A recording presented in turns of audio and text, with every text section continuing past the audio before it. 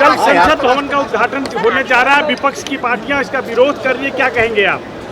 नहीं, हमारी पार्टी ने ये फैसला लिया है कि हम शुरू से कह रहे थे, जब फाउंडेशन स्टोन नई पार्लियामेंट बिल्डिंग का प्रधानमंत्री ने डाला, फिर उसके बाद वो नेशनल एम्बलम का प्रधानमंत्री ने उसका इनॉग्रेशन किया। अब ये तीसरा मौका है कि वो इनॉग्रेट करने जा रहे हैं।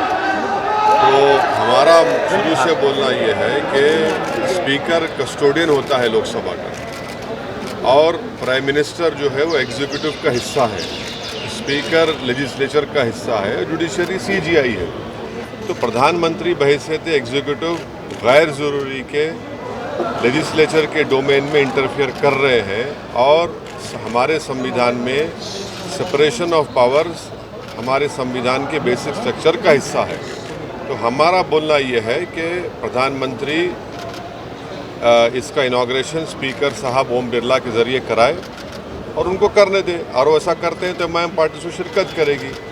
जहाँ तक नई लोकसभा का सवाल है, यस, जब 2019 में चुनाव के बाद जब पहली ऑल पार्टी मीटिंग पार्लियामेंट के लाइब्रेरी में हुई थी, उस वक्त मैं एक वाहिद एमपी था जिसने इस बात को उठाया था कि हमको नई लोकसभा की ज़रूरत है, क्योंकि जो पुरानी लोकसभा में जब वोट ऑफ कॉन्फिडेंस होता है या कोई बिल को पास किया जाता है तो बहुत मुश्किल होता है उसमें, और उसका जो पुरानी बिल्डिंग है बड़ी खूबसूरत ज़रूर है, उसका फायर क्लियरेंस भी नहीं है, मगर ये जो इनॉग्रेशन हो रहा है ये तो स्पीकर को करना चाहिए क्योंकि वो कस्टोडियन है हाउस के।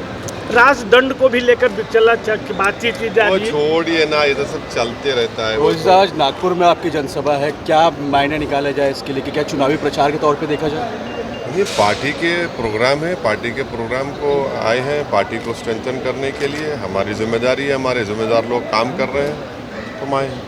केसी राव की जो पार्टी है वो महाराष्ट्र में एक तरफ से आ रही है, क्या कहेंगे इसको? नहीं, लोकतंत्र है, जमहूरियत है, हर किसी को आकर अपनी अपनी पार्टी का काम करने की इजाज़त है, तो उसमें किसी को क्या बोल सकते हैं, कोई भी आ सकता है।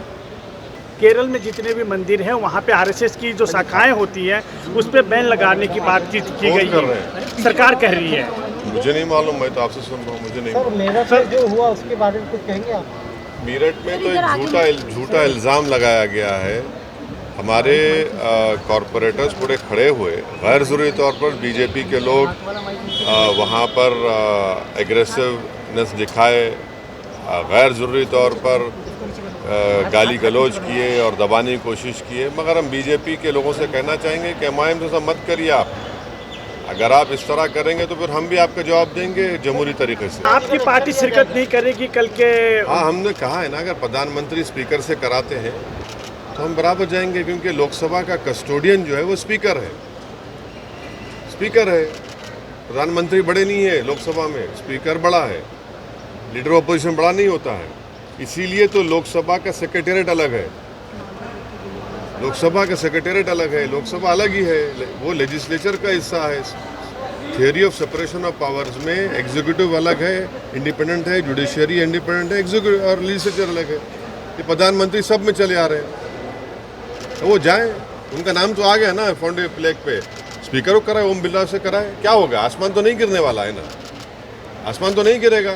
दिल बड़ा करे प्रधानमंत्री थोड़ा, उन्होंने तो सजदा किया था पार्लियामेंट को जब पहली मरतबा गए थे, संविधान किताब उठाकर चूमा था उसको, तो सजदा और अब चूम लिए, तो ओम बिरला से कहिए कि करो इनॉग्रेशन।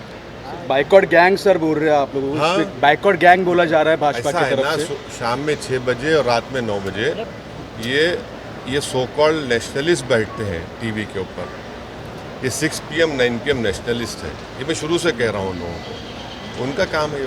सर, केजरीवाल जी ने आपके पार्टी को अप्रोच किया है सर दिल्ली? नहीं, हमारा तो राज्यसभा में कोई है ही नहीं है, और अरविंद केजरीवाल को उनकी पार्टी को जवाब देना चाहिए कि जब 370 हटाया गया था, जिसको मैंने पार्लियामेंट में खड़े होकर उसका अपोज किया था और उसका कॉन्स्टिट्यूशनल ब्रीच कहा था, वो क्यों सपोर्ट किए 370 हटाने का? आज रो रहे हैं। जब उनको ख्याल नहीं आया था कि किस तरह से एक स्टेट को यूनियन टेरिटरी बना दिया गया था। तो ये इनकी हमेशा से अरविंद केजरीवाल जो है सॉफ्ट हिंदुत्व नहीं बल्कि रियल हिंदुत्व को फॉलो करता है।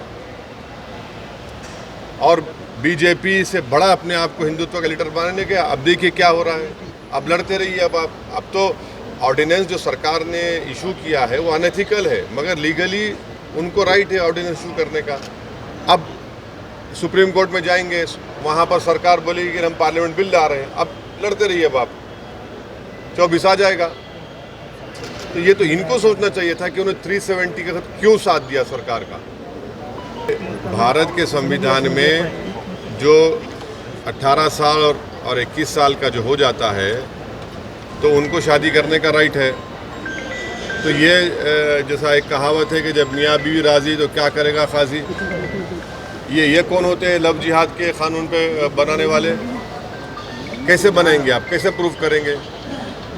आप होते कौन है? आप लव जिहाद के नाम पर जो महाराष्ट्र में आंदोलन चला वो पूरा आरएसएस और बीजेपी बैक था, उससे नफरत पैदा करने की कोशिश की गई और इसीलिए सुप्रीम कोर्ट में वो गया मामला।